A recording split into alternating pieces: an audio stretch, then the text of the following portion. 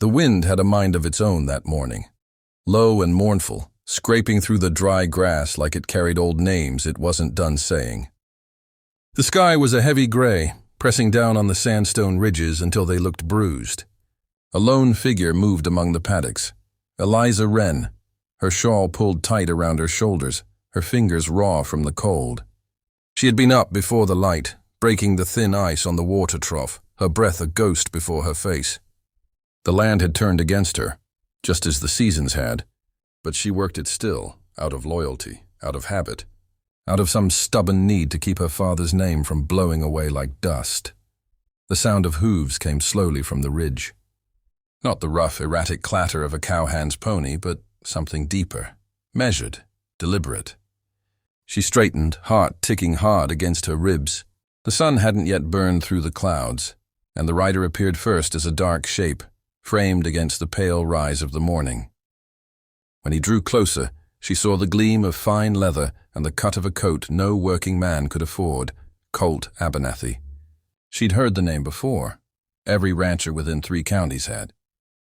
Some called him a businessman, others, a vulture who bought dying land cheap and rebuilt it into his empire. His horse was black as pitch, its bridle silver-tipped, and his face was shadowed beneath a wide-brimmed hat. He reined in by the fence, dismounting with a quiet authority that needed no words. Eliza wiped her hands on her apron, the smell of earth and straw clinging to her. "Mrs. Wren," he said, his voice low but steady, like a man used to being obeyed. "I'm here on account of your father's debt." She didn't flinch, though her stomach twisted. "He's been gone 2 winters, she said. "I reckon the debt died with him." His gaze was steady, neither cruel nor kind. "Debts don't die easy. Not in these parts. The land is collateral, and the ledger's clear."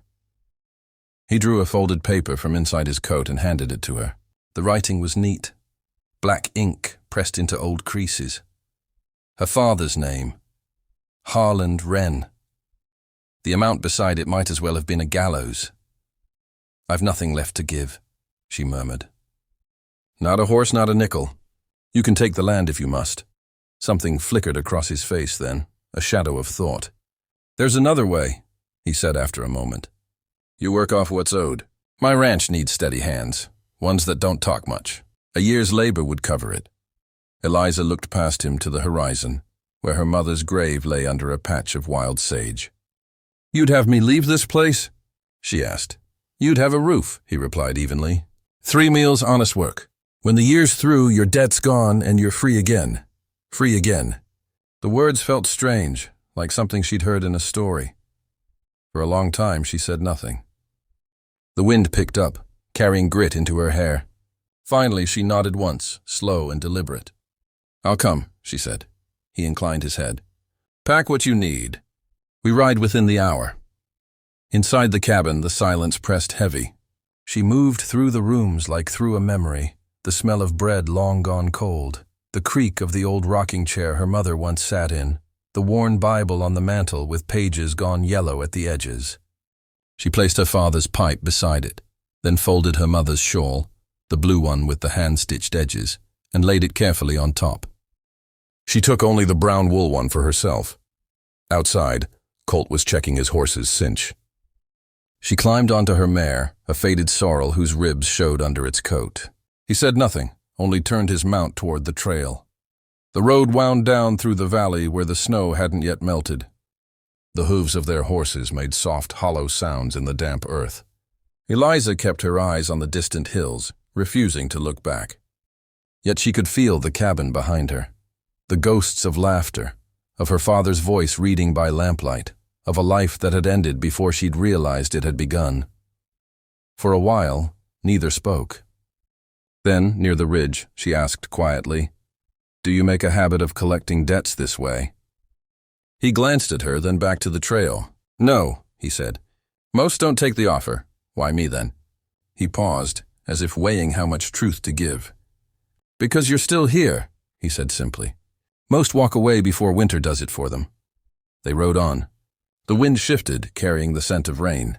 She studied his profile, the rigid jaw, the faint scar at the corner of his mouth, the way his gloved hand rested on the reins like he was holding back more than just the horse. There was a quiet fatigue about him, something not born of age but of burden.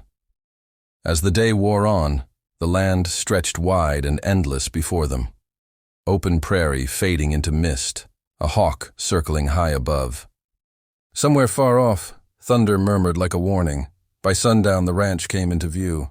It was vast, fenced in with cedar posts, and crowned by a big white house that caught the last of the light. A lantern flickered in one window, but otherwise the place looked deserted, like it was waiting to breathe again. Colt dismounted first, tying his horse to the post. "You'll take the small house behind the main barn," he said. "It's warm enough if you keep the stove lit. We start work before dawn." Eliza slid off her horse, her legs stiff from the ride. The air was sharp and cold, carrying the smell of pine smoke and horses.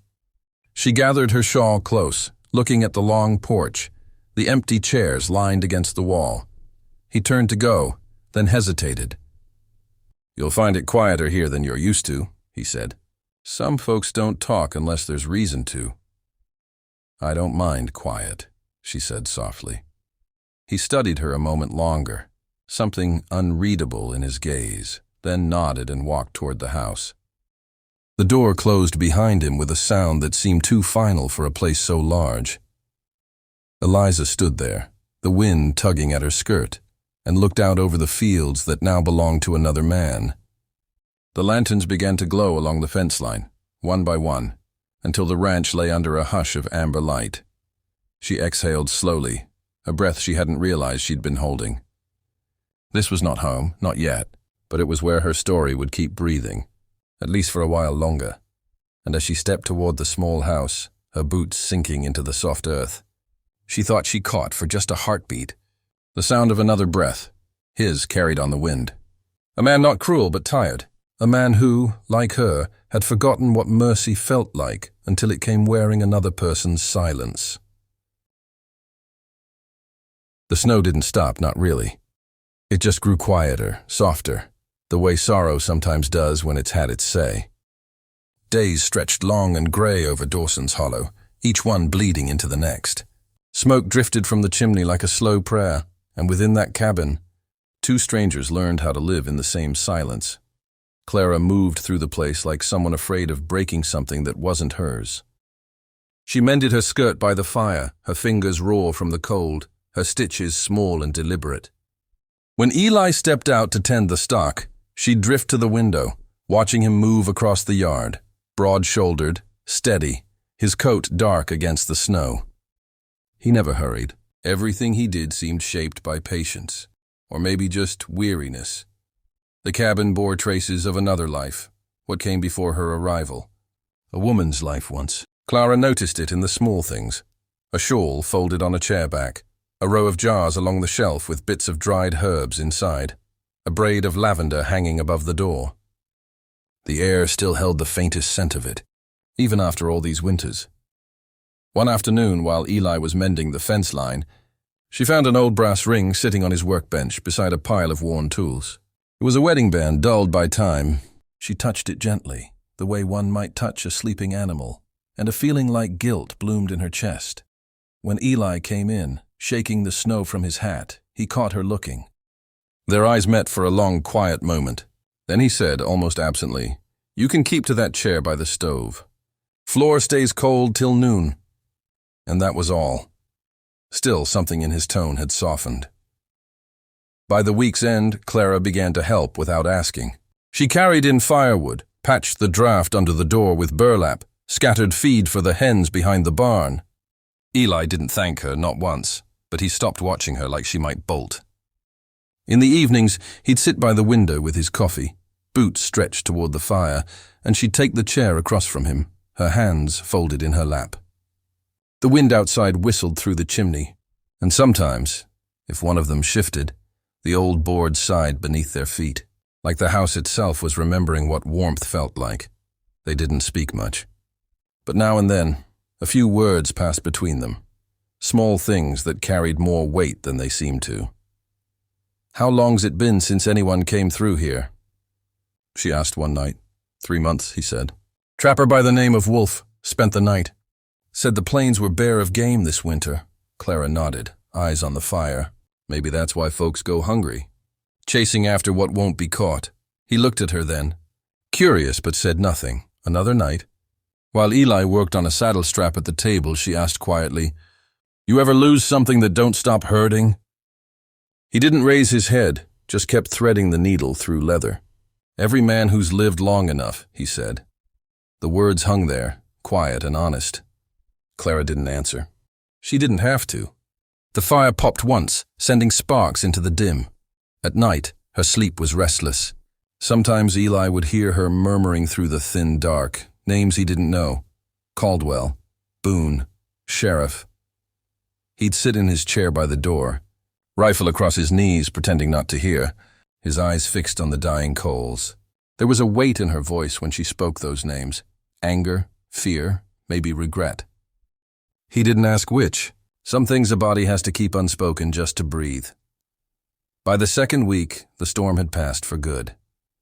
The land lay still under a pale sun, the snow crusted like glass.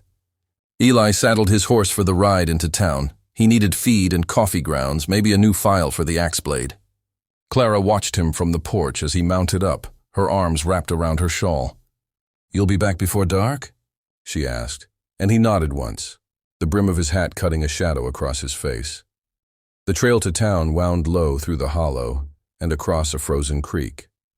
When Eli reached the general store, the sound of men's talk filled the place, low, mean laughter that didn't stop when he stepped inside. "Word is, there's a girl being hunted," one said. A tall ranch hand with red windburned cheeks shot young Boone Caldwell near the river. Sheriff's got riders scouring the flats. Eli didn't look up as he measured coffee into a sack. "You don't say, pretty thing," another added. "Fool too, thought she could hide up this way. Folks say she run off with money, or maybe she just didn't like what Boone asked of her." The laughter came again, ugly, careless. Eli's hand paused on the counter. He tied the sack shut, slow and neat, and said only, "World's full of stories." Then he paid and walked out without meeting a single man's eye. The ride back felt longer than it should have. The wind had changed direction, carrying a scent of pine and thawing earth, but his mind stayed cold.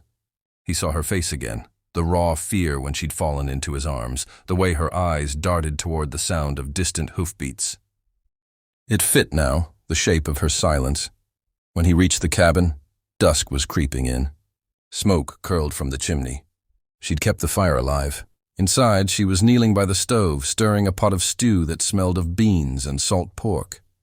She looked up as he entered, the light catching the bruise still faintly visible near her hairline. "Town's quiet?" she asked. "For now," he said. He hung his coat, brushed snow from his hat. "Storm broke for good. Ground'll thaw soon." "That's good," she murmured, though she didn't sound sure. Eli sat, poured himself coffee, and let the warmth settle through his hands. The silence between them felt different now, not empty but heavy with understanding neither could quite speak. When she finally looked up from her bowl, her eyes met his. "You heard something," she said. It wasn't a question. He didn't answer right away. Then softly, "Don't matter what I heard. You're here now. That's what matters." She blinked, swallowing hard, and turned back to the fire. The spoon trembled slightly in her hand. Outside, the wind stirred the snow from the eaves. Inside, the cabin glowed with a small, steady light, the kind that lingers in places long after the past has burned everything else away. The blizzard came down from the mountains without warning, rolling over the valley like a white wall of anger. By afternoon, the sky had turned the color of pewter, and the wind rose to a low moan that clawed at the cabin walls. Eli Cutter knew the sound. He'd heard it many winters before, back when the world still held a heartbeat he cared to listen for.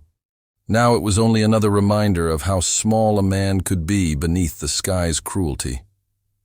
He had just brought the cattle into the lower shed when the snow began to fall in earnest, hard, fast, unrelenting. By the time he pushed through the door again, his coat was sheathed in ice. Clara stood by the fire, her hands wrapped around a tin mug, eyes following him like she was still learning what kind of man he was. "It's coming down heavy," he said, shutting the wind out with his shoulder. We'll be snowed in by sundown. She nodded, quiet, her lips pale. Then we're trapped? He poured himself coffee and shrugged. Safer inside than out. Let it bury us if it wants. Snow's got a way of keeping trouble away. Outside, the storm roared. Inside, the cabin filled with the scent of burning pine and boiling coffee, the air dense with warmth and the soft hiss of snow against the shutters. Hours passed like that. Eli mending a harness at the table, Clara darning the hem of her coat, neither speaking much. That night, the wind howled like wolves along the ridge. It crept under the door and made the fire gutter, casting their shadows tall and shivering on the walls. Clara sat near the hearth, knees drawn close, her face flushed with firelight.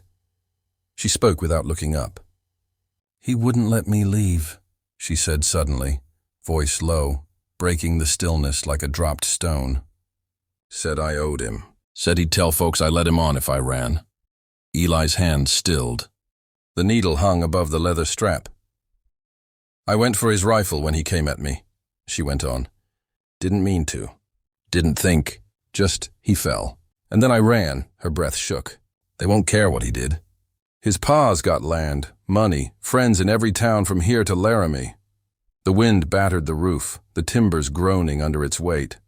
Eli set the strap down slowly, staring into the fire. His face gave nothing away, but his silence wasn't empty.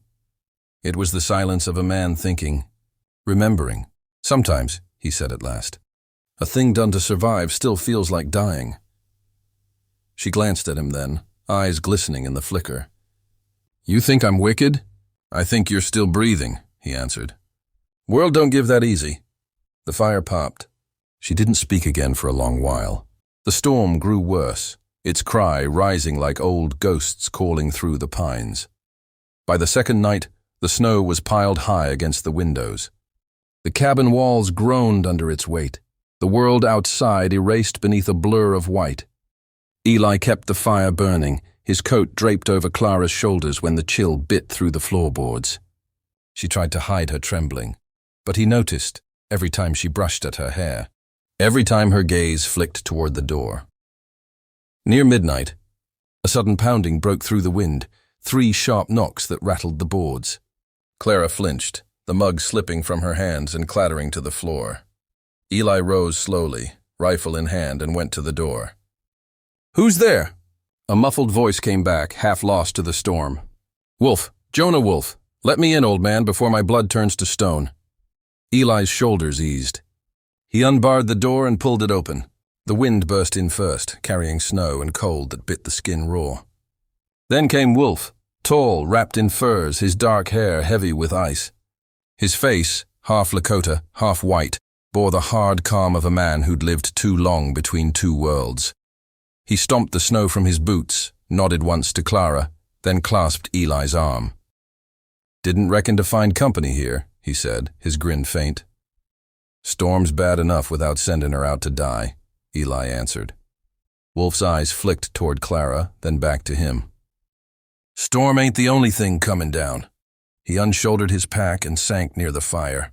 Men on the trail below the ridge, 4, maybe 5. Looked like bounty hands. Caldwell's got their loyalty bought in coin and whiskey. Clara went still. Her hand trembled on the blanket's edge. They found me. No, Eli said quietly. They're looking. Snow will blind them, same as it blinds us. Let it hide us while it can. Wolf stared into the flames, his brow furrowing. You know what happens when it melts, though. Word don't stay buried. Eli didn't answer. He just poured Wolf coffee, handed it across the fire. The old trapper drank, his eyes sharp and searching. You always did have a soft streak, Cutter. Thought that died with Mara. Eli's gaze lifted, cold and steady. Maybe it didn't. The room fell silent again, save for the wind and the hiss of sap burning in the logs.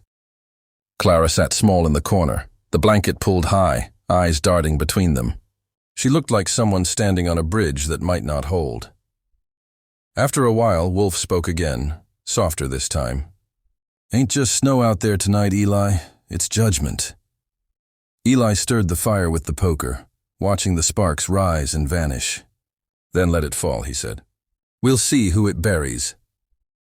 Later, as the storm raged toward dawn, the three of them sat awake in uneasy quiet, each lost in their own thoughts, their faces lit by the same orange glow. The world beyond the walls was gone, swallowed whole by snow and wind, and yet inside that cabin something fragile began to form. A kind of peace that existed only when everything else had been stripped away. When the fire burned low, Clara finally spoke, her voice barely above a whisper. "If they come, you don't have to stand for me." Eli looked over at her, his eyes heavy with something she couldn't name. "Maybe I don't," he said, "but I will." Outside, the storm howled on, furious, endless, and alive. But inside the cabin, the air had changed. The cold no longer reached them. The wind might batter the walls, but for the first time in years, Eli Cutter felt the warmth of something worth guarding. The morning after the storm broke, the land lay raw and shining, as if the world had been stripped bare and rebuilt from silence. The snow was deep, glittering like spilled salt across the valley, and smoke from the chimney rose straight into the brittle blue sky. Inside, Clara moved like someone unsure whether she still belonged to the world. Every motion, folding a blanket, lacing her boots, carried the tension of borrowed time. Eli saddled his horse without a word. He said he needed to check the fence line, but she knew he was going into town. His face gave nothing away, though his eyes lingered on her longer than before, a warning or perhaps a farewell. When he rode off, Wolf sat sharpening his knife by the stove, his dark hair tied back, his expression unreadable. "You think he'll bring trouble back with him?" Clara said softly. Wolf didn't look up. "He'll bring truth. Men always do." By sundown, Eli returned, his coat dusted with frost and a folded notice clutched in his glove. He laid it on the table. Her name was printed in block letters, "Wanted for murder, Clara May Hensley." The words hit harder than any bullet. She stared at them until the ink blurred. "You could have turned me in," she whispered. "I could have," he said. Then after a pause, "Didn't." She looked up, tears burning hot against her cold cheeks. "Why?" Eli set his hat down and poured himself coffee. "'Cause a man ought to know what he's handing over before he does it. And I don't reckon you're what they say." The silence that followed was heavy as snowfall. Clara turned away, hands trembling.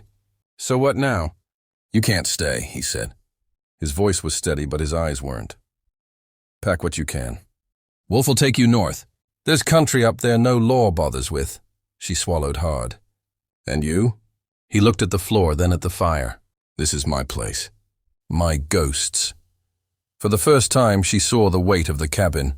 Not just the wood and stone, but the years, the grief, the worn edges of a life spent holding on to what was gone. Mara's shawl still hung on the chair. The lavender braid still dangled above the door, long dead but not forgotten. Night crept in, painting the world in shades of blue and gold. Clara folded the notice and set it in the fire, watching her own name burn away. "I never meant for any of this," she said, voice breaking. "Most people don't," Eli replied. Later, while Wolf gathered maps and supplies, Clara stood by the window. The wind carried faint sounds, wolves maybe, or the memory of riders somewhere beyond the ridge. She thought of the rancher's son, of the riverbank where blood met water, and of all the miles that had led her here. When Eli passed behind her, she turned suddenly and caught his sleeve. "I don't want to go alone," she said. He froze. The firelight cut across his face, half shadow, half gold. "You won't be alone. Wolf will see you through." "That's not what I mean." For a heartbeat, nothing moved. Then he gently took her hand from his arm, holding it for a moment before letting go. "I ain't fit for starting over," he said. "Not anymore." Wolf looked up from the hearth, eyes glinting. "You'd ride through hell for her, Eli," he said. "You just don't know it yet." Eli didn't answer. He turned away, jaw tight, and busied himself with kindling. But later, when the fire died low and the wind shifted against the shutters, Wolf caught him staring at her, the way a man stares at something he already knows he's going to lose. Outside, the snow began to fall again, softer this time, quieter. The land slept under its white shroud, but inside the cabin, the air thrummed with what neither of them could say. Clara lay awake long after the others had turned in, watching the orange pulse of the coals. Every breath she took carried the ache of leaving and the fragile warmth of being seen. She didn't know which one hurt worse. By morning she would ride north. But in that moment, beneath that roof heavy with ghosts and unsaid things, she felt something she hadn't in years. Not safety, not yet, but the tremor of a heart remembering how to hope. The morning came grey and heavy, the kind that pressed low on the earth and stilled even the breath of the cattle. A thin fog crawled through the hollows, soft and white as milk, and the world seemed to hold its breath. Eli had been up before dawn, stoking the fire, pouring black coffee into 2 tin cups. Wolf was outside checking the horses, and Clara stood by the window, watching the mist swallow the ridgeline. For a heartbeat, it felt like peace, the kind that makes you forget it can't last. Then came the sound, distant at first, then closer. Hoofbeats. Eli's hand went to the rifle by the door. Wolf came running in, snow clinging to his coat. 5 of them, he said, low and certain. Coming fast, Clara's breath caught. She knew before anyone spoke. The Caldwells had found her. The first shot broke the window, spraying glass across the floorboards. Clara fell back with a cry. Eli shoved her behind the hearth, voice sharp. "Stay down!" Wolf fired through the doorway, his musket roaring like thunder in the cold air. The fog turned to chaos. Horses screamed. Wood splintered.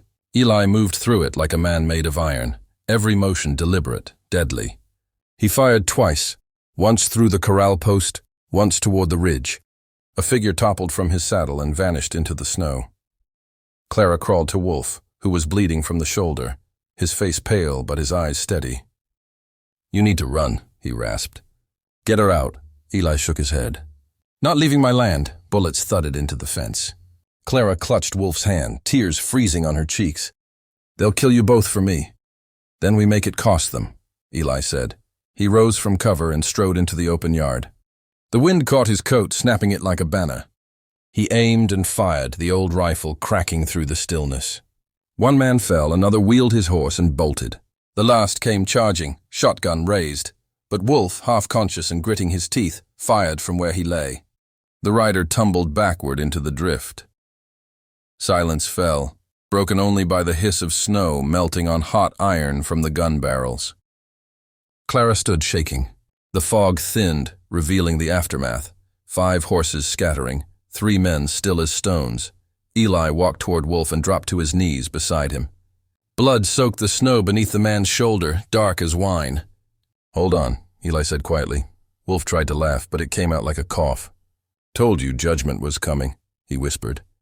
Eli pressed his palm to the wound, eyes fierce.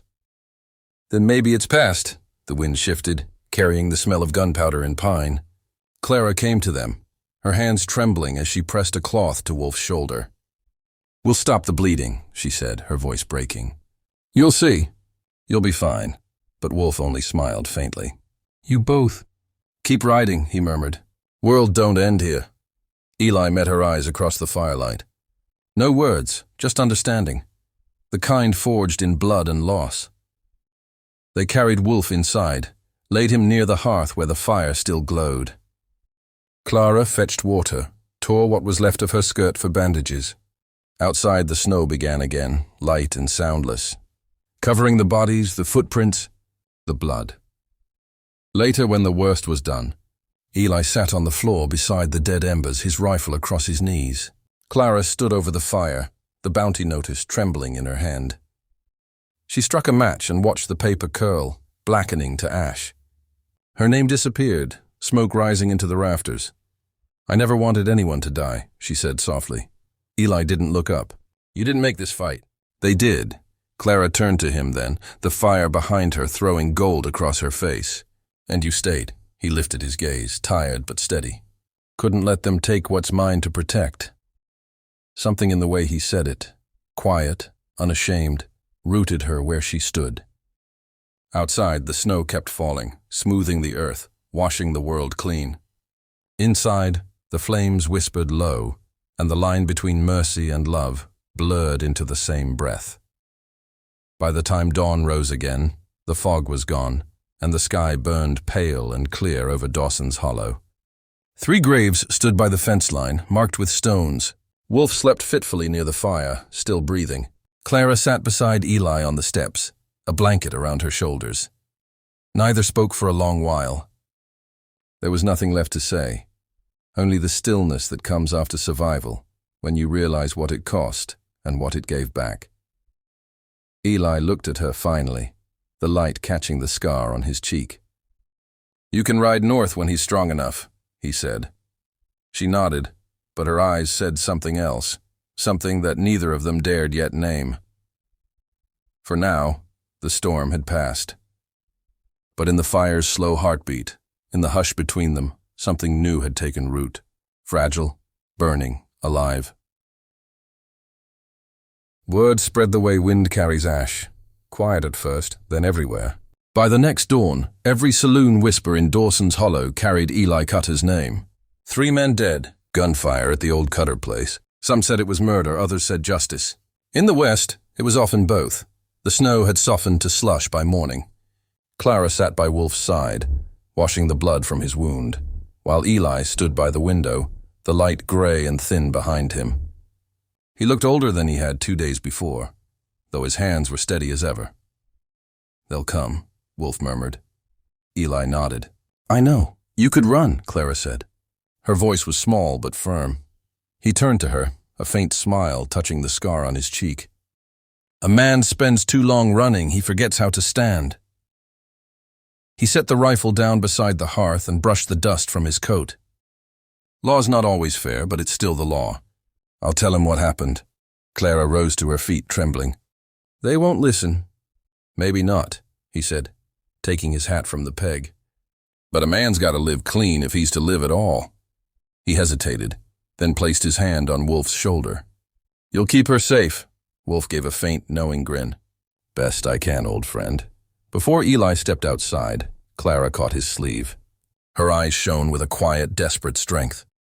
"Please come back." He met her gaze for a long time, long enough for something unspoken to pass between them, something neither dared name. Then he touched his hat and said softly, "No man's worth killing twice." The ride to town was long and silent.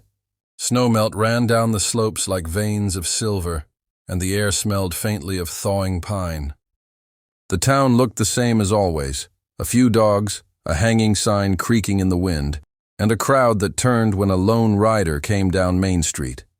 Eli tied his horse outside the marshal's office and walked in. The man behind the desk looked up, broad-shouldered, gray-mustached, the kind of face time had carved hard but fair. "Eli Cutter," he said. "Didn't think I'd see you again." "Didn't plan on it, Marshal," Eli said. "Figured I owed you the truth." The marshal leaned back, crossing his arms. "Word says you killed 3 men." "They came hunting a woman," Eli said. "She'd already been hunted enough."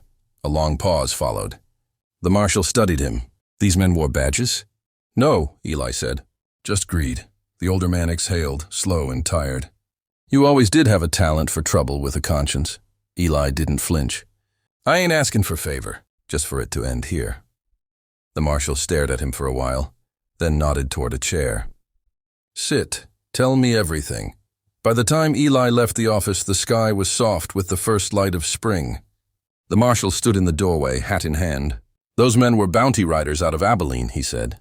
"No law lost in them." "You ride home, Eli. World's got enough ghosts already." Eli nodded once. "Thank you." He rode slow on the way back, the thawed ground dark beneath the melting snow. When he crested the last hill and saw the cabin again, smoke curling steady from the chimney, a small shape sitting on the porch, something in his chest eased for the first time in years. Clara was waiting, a braid of her hair coiled in her hands, his old wedding shawl draped around her shoulders. She didn't speak when he rode up. She just looked at him, her eyes bright in the late sun. "Marshal believed me," Eli said quietly. "Believed us," she nodded, her breath shuddering out. Behind her, Wolf's bed was empty, the blanket neatly folded. "He left at dawn," Clara said. "Said he was heading west. Left this for you." She handed Eli a small pouch. Tobacco. A single carved feather tucked inside. Eli turned it over in his palm, his throat tight. He'll make it, he said. I think so, Clara whispered. Days passed, then weeks. The snow withdrew into the hills, leaving dark earth and the promise of green. Clara tended the small patch of soil behind the cabin, coaxing shoots out of the thawed ground. Eli mended fences, rebuilt the corral gate. They spoke little, but their silences had changed. No longer guarded, no longer hollow. Sometimes she'd bring him coffee at dusk, and they'd sit on the porch steps, watching the sun bleed across the ridges. Once she caught him watching her braid her hair, his gaze gentle but far away. Do you ever think she'd mind? Clara asked one evening, eyes on the horizon. Eli shook his head. Mara believed the heart's got room enough for what's gone and what's to come. You don't lose one by keeping the other. The wind lifted the ends of her braid, carrying the scent of thawed grass and wood smoke. You saved me, she said.